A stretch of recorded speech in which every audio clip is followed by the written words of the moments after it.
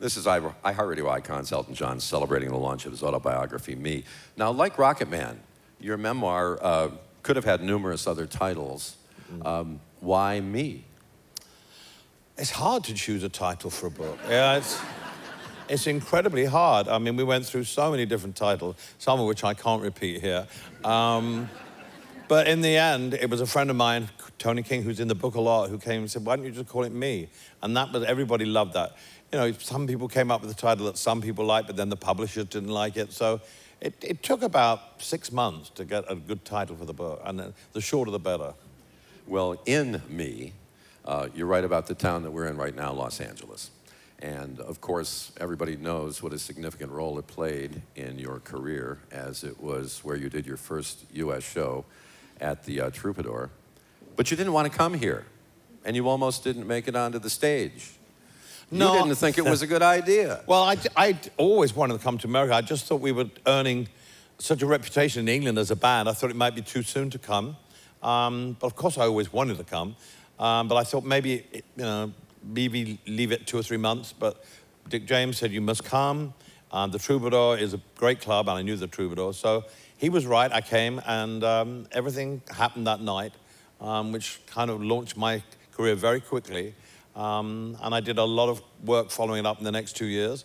And, we released a lot of records. I was extremely lucky to get an amazing review in the LA Times from Robert Hilburn. And, yeah, what do I know? Artists know nothing, Well, people were expecting Elton, as you said, Yeah. A quiet, introspective singer-songwriter type. And that's not what they got. No, because the Elton John album, which was the album in 1970, is a very dark album cover with me. And I think people thought I was going to come out and be very Randy Newman-ish and very shy and timid. And of course, I wore flying boots with wings on them, hot pants, T-shirt with stars on it, and played rock and roll with my 3-piece band. And I think that the shock of what people saw and they didn't expect helped us a great deal to launch our career. And from the stage, you could see the faces of people in the audience, including people that you idolized in your life, who were sitting in the audience looking at you. Well, Leon Russell, who was my big idol at the time, the piano player, I saw his silvery mane of long hair, and I more or less, I became incontinent practically on the spot.